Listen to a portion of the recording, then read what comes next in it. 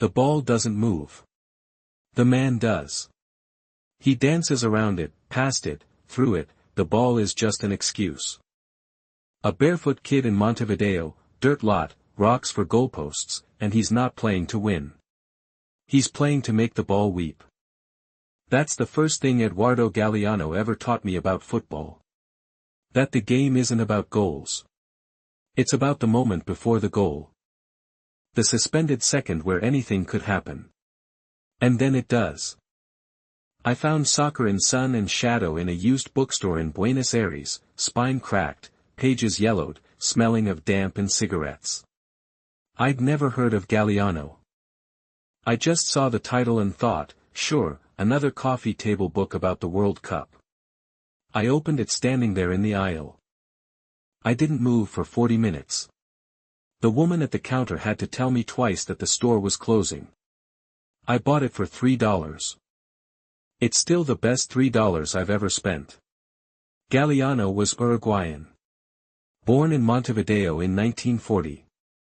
He wrote Open Veins of Latin America, which is the kind of book that gets banned by dictatorships and later gets handed out by Venezuelan presidents on live television.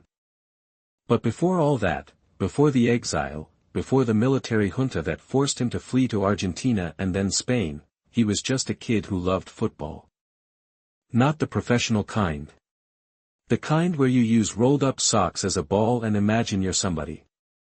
He said once that football was his first language. Literature came later. During the dictatorship in Uruguay, Galeano was arrested. Then he was put on a list. The list of people who would be killed if they stayed. He left. He spent 12 years in exile. And while he was gone, he watched football. In bars. In stadiums. On tiny televisions in rented rooms. And he started to notice something. That the game he loved was being stolen. Not by the dictators, they were obvious enemies. But by the businessmen. The sponsors. The people who turned a dance into a product. Soccer in Sun and Shadow was published in 1995. It's not a history book. It's not a memoir. It's a mosaic. 200 and some short pieces, some a page long, some 3 lines. Galeano called them stories. They're about everything.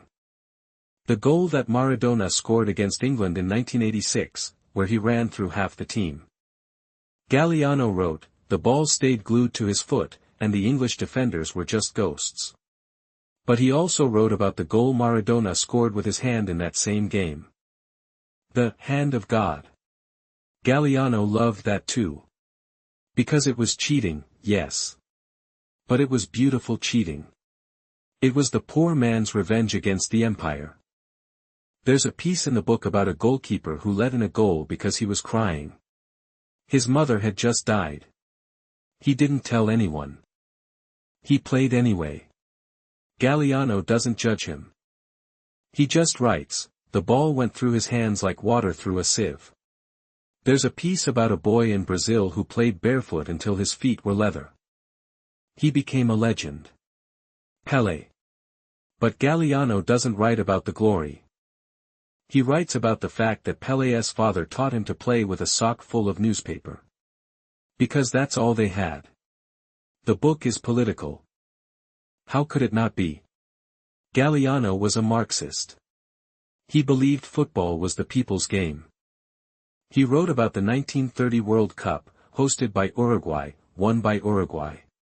The underdog story. A tiny country beating the big European powers. He wrote about the 1978 World Cup in Argentina, held during the dictatorship. The junta used the tournament to distract from the desaparecidos, that disappeared. Galeano doesn't let you forget. He slips it in between stories of goals and saves. A reminder that football never exists in a vacuum. But the book isn't just politics. It's poetry. Galeano wrote, I'm attracted to soccer's capacity for beauty. When played beautifully, the game is a dance with a ball. He meant it literally. He watched the Brazilian team of the 1950s and 60s and saw samba. He watched the Dutch team of the 1970s and saw a revolution. Total football, where every player could play every position. Democracy in motion. No kings. No fixed roles. Just 11 men thinking as one. And then he watched the game change. Commercialization.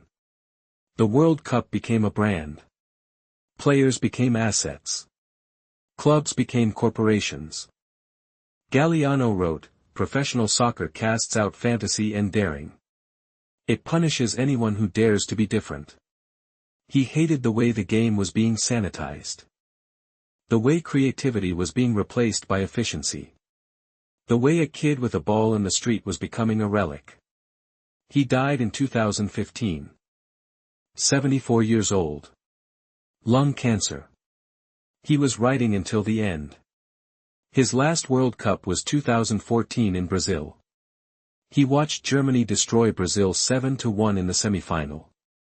It was a massacre. Galeano wrote about it.